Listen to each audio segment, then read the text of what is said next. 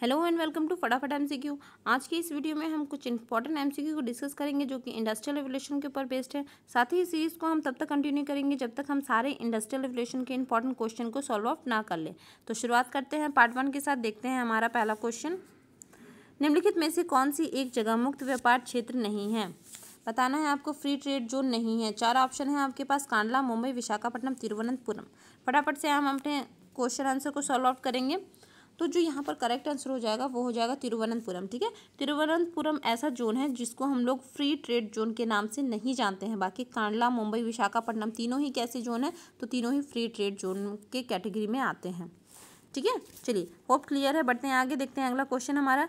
स्वतंत्र व्यापार नीति उस नीति को बताती है जहाँ प्रशुल्क की अनुपस्थिति होती है, वस्तुओं की गतिशीलता पर नियंत्रण होता है, राशि पतन विरोधी नीति विद्यमान होती है, संतुलित विकास को प्रोत्साहन दिया जाता है। देखिए फटाफट से करेंगे, क्या होती है फ्री ट्रेड पॉलिसी, किसे कहते हैं। फ्री ट्रेड पॉलिसी वैसी पॉलिसी होती है, अगर उसको हम सिंपल लैंग्वेज में बोलेंगे तो जहाँ पर टैक्सेशन वगैरह नहीं होता है। ठीक है, टैरिफ वगैरह नहीं लगाया जाता है। तो यहाँ पर ऑप्शन नंबर 1 करेक्ट है, बिल्कुल प्रशुल्क की अनुपस्थिति होती है। चलिए अगला क्वेश्चन देखते हैं। नायक समिति का संबंध है, किससे है नायक समिति का संबंध। कुटीर उद्योग, लघु उद्योग, भारी उद्योग से, इन सभी से। देखिए यहाँ पर जो नायक समिति के बारे में थोड़ा सा जान लेते हैं। जो नायक समिति है ये आरबीआई के द्वारा इस्टेब्लिश किया गया था। कब? 1991 में। ठीक है, किस लिए ये इस्टेब्लिश किया गया था, ताकि लघु उद्योगों के बारे में सारा डिटेल लाया जाए। ठीक है, कैसे इन्वेस्ट किया जाता है, कहाँ कहाँ पर इन्वेस्ट किया जाता है, उनकी जो ऋण पद्धति है उनको कैसे ऋण प्रोवाइड करना है, इन सारा डिटेल जानने के लिए नायक समिति का गठन किया गया था। और नायक समिति ने बखूबी अपना काम किया और आरबीआई को सितंबर 1992 में अपनी रिपोर्ट को सबमिट किया। ठीक है, चलिए होप क्लियर है। बढ़ते हैं आगे, देखते हैं अगला क्वेश्चन, फटाफट से करेंगे। भारतीय विदेश व्यापार संस्थान कहाँ स्थित है। नई दिल्ली, हैदराबाद, मुंबई, अहमदाबाद। बताना है आपको। IIFT क्या है, IIFT है ना, Indian institute on foreign trade. कहाँ इसका जो हेडक्वार्टर है, मुख्यालय कहाँ है, तो ये है नई दिल्ली में। ठीक है, और ये कब इस्टेब्लिश किया गया था, ये इस्टेब्लिश किया गया था 1963 में। करेक्ट। चलिए देखते हैं अगला क्वेश्चन। निम्नलिखित में से किस उद्योग में निवेश के लिए लाइसेंस प्राप्त करना आवश्यक है। बहुत ही सिंपल सा क्वेश्चन है। कौन से इन्वेस्टमेंट के लिए आपको लाइसेंस मस्ट होना चाहिए। कागज, सिगरेट, सीमेंट, मशीन टूल। क्या हो जाएगा, सिगरेट। ठीक है, चलिए देखते हैं नेक्स्ट हमारा। निम्नलिखित में से कौन एक अन्य जैसा नहीं है। 4 ऑप्शन है आपके पास, सेल, भेल, ONGC, इसर ऑयल। देखिए सेल, भेल, ONGC ये तीनों ही क्या है, एक कैटेगरी में आते हैं। ठीक है, तीनों की तीनों क्या है, पब्लिक सेक्टर के अंडर में आते हैं, जबकि जो इसर ऑयल है वो इन तीनों से अलग है। तो इसलिए यहाँ पर जो ऑड वन हो जाएगा या फिर जो अन्य हो जाएगा उसको हम लोग क्या बोलेंगे, ऑप्शन नंबर 4 दैट इज इसर ऑयल। चलिए अगला क्वेश्चन देखते हैं, फटाफट से हम खत्म करेंगे इसे। निम्नलिखित में से लघु उद्योगों की क्या समस्या है। बहुत ही सिंपल सा सवाल है, लघु उद्योगों की क्या समस्या है। पूंजी का अभाव, जानकारी का अभाव, कच्चे माल का अभाव, उपयुक्त सभी। बिल्कुल जाहिर सी बात है, यहाँ पर जो करेक्ट आंसर हो जाएगा वो हो जाएगा उपयुक्त सभी, है ना, क्योंकि उसमें लघु उद्योगों में लोगों के पास पूंजी का अभाव होता है। पूंजी का अभाव होने की वजह से वो अपने कच्चे माल की रिक्वायरमेंट को भी पूरी नहीं कर पाते, साथ ही साथ उनको मार्केट का फुल नॉलेज भी नहीं होता है। ठीक है, तो ये जो सारी समस्या हैं वो कैसी समस्या हैं, लघु उद्योगों की बहुत ही बड़ी या फिर ये कहे तो मेजर समस्या के रूप में है। ठीक है, चलिए बढ़ते हैं आगे, देखते हैं अगला क्वेश्चन।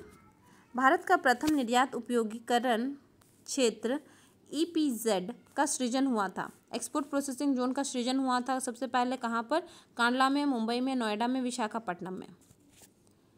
देखिए जो करेक्ट आंसर है वो हो जाएगा कांडला में। ठीक है, कांडला में सबसे पहले एक्सपोर्ट प्रोसेसिंग जोन का इस्टेब्लिश किया गया था। और कब किया गया था, तो ये किया गया था 1965 में। करेक्ट। चलिए अगला क्वेश्चन देखते हैं। श्रम गहन उद्योग वह है जहाँ कठिन मानव श्रम की आवश्यकता होती है, श्रमिकों को पर्याप्त मजदूरी दी जाती है, अधिक श्रमिकों को रखा जाता है, श्रमिकों को सुविधाएं उपलब्ध होती है। देखिए जो उद्योग होता है, जो इंडस्ट्री होती है वो 2 टाइप की होती है। पहला होता है लेबर इंटेंसिव, दूसरा होता है कैपिटल इंटेंसिव। करेक्ट, तो यहाँ पर हमसे पूछा जा रहा है लेबर इंटेंसिव इंडस्ट्री, है ना, श्रम गहन उद्योग। लेबर इंडस्ट्री जो होती है वो कैसी इंडस्ट्री होती है, यहाँ पर जो मैक्सिमम काम लिया जाता है वो किससे लिया जाता है, मजदूरों से लिया जाता है, श्रमिक से लिया जाता है। सकता है, जबकि वैसा उद्योग जो पूंजी गहन है, यानी कि वहाँ पर जो मैक्सिमम कार्य किया जाता है वो किसके द्वारा किया जाता है, वो पूंजी के द्वारा, जिसको आप मशीनरी भी बोल सकते हैं, यानी कि मैक्सिमम काम किससे करवाया जाता है, तो मशीनरी से। लेकिन श्रम गहन उद्योग में बिल्कुल उसके ऑपोजिट, जो मैक्सिमम कार्य होता है उद्योग का, ठीक है, जो भी प्रोडक्शन का, वो ज़्यादा से ज़्यादा काम किससे करवाया जाता है, तो श्रमिक से करवाया जाता है। तो इन चारों ऑप्शन में ऑप्शन नंबर 3 बिल्कुल करेक्ट लग रहा है, जहाँ पर अधिक श्रम को रखा जाता है। चलिए बढ़ते हैं आगे, देखते हैं अगला क्वेश्चन। भारत में किस नकदी फसल से निर्यात के जरिए अधिकतम विदेशी मुद्रा की आय प्राप्त होती है? बताना है आपको ऐसी कौन सी नकदी फसल है जिससे हमें मैक्सिमम फॉरेन करेंसी प्राप्त होती है। चाय, कॉफ़ी, तंबाकू, पटसन। देखिए ऑप्शन नंबर 3 बिल्कुल करेक्ट है। तंबाकू से हमें क्या होता है, तंबाकू ऐसी फसल है जिससे हमें मैक्सिमम फॉरेन करेंसी प्राप्त होती है, ठीक है। हमारा इनकम जो सबसे ज़्यादा होता है नकदी फसल से, वो किससे होता है, वो होता है तंबाकू से। चलिए देखते हैं अगला क्वेश्चन हमारा। किसके निर्यात से भारत की निर्यात आय में सर्वाधिक योगदान होता है? यह ठीक है, यानी कि जो एक्सपोर्ट हो रहा है, 4 कैटेगरी आपको दी गई है, आपको बताना है कि किसमें से, इन चारों में से किससे मैक्सिमम हमें इनकम प्राप्त होता है। कृषि उत्पादों से, रत्न एवं आभूषणों के, मशीनरी के, कपड़े एवं सिले सिलाए वस्त्रों के। तो सबसे ज़्यादा जो हमें एक्सपोर्ट इनकम होता है, ठीक है, यानी कि एक्सपोर्ट करके जो हमें सबसे ज़्यादा इनकम प्राप्त होता है वो किससे होता है, वो होता है कपड़ा एवं सिले सिलाए वस्त्रों से। नहीं मतलब सबसे ज़्यादा का मतलब है कृषि उत्पाद से, रत्न एवं आभूषणों, मशीनरी, इन तीनों से अगर हम कंपेयर करें तो मैक्सिमम हमें किससे निर्यात आय प्राप्त हो रहा है, तो ये हो रहा है कपड़ा एवं सिले सिलाए वस्त्रों से। चलिए देखते हैं अगला क्वेश्चन हमारा। भारत का प्राचीनतम विशाल उद्योग है, कौन सा है? सूती वस्त्र, लोहा एवं इस्पात, जूट, कागज। देखिए यहाँ जो करेक्ट आंसर हो जाएगा वो हो जाएगा सूती वस्त्र, है ना। सबसे पहले चूँकि हम सबको पता है जैसे कि इंडिया क्या है, इंडिया टेक्सटाइल के लिए फेमस है ना। तो सबसे जो पहला हमारा एकदम प्राचीनतम विशाल उद्योग जिसको हम कह सकते हैं वो है हमारा सूती वस्त्र उद्योग। चलिए होप क्लियर है, बढ़ते हैं आगे, देखते हैं अगला क्वेश्चन। भारत में कपड़े का सबसे बड़ा आयातक देश है, कौन है? संयुक्त राष्ट्र अमेरिका, मिस्र, दक्षिण अफ्रीका, ग्रेट ब्रिटेन। यहाँ पर जो हमारा करेक्ट आंसर हो जाएगा वो हो जाएगा संयुक्त राष्ट्र अमेरिका, ठीक है। ये जो डाटा है ये डाटा है 2014-15 का, ठीक है।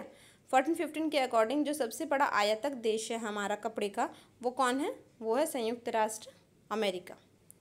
चलिए आई होप आप लोगों को क्लियर हुआ होगा। ऐसे ही इंपॉर्टेंट एमसीक्यू को देखने के लिए चैनल के साथ बने रहिए।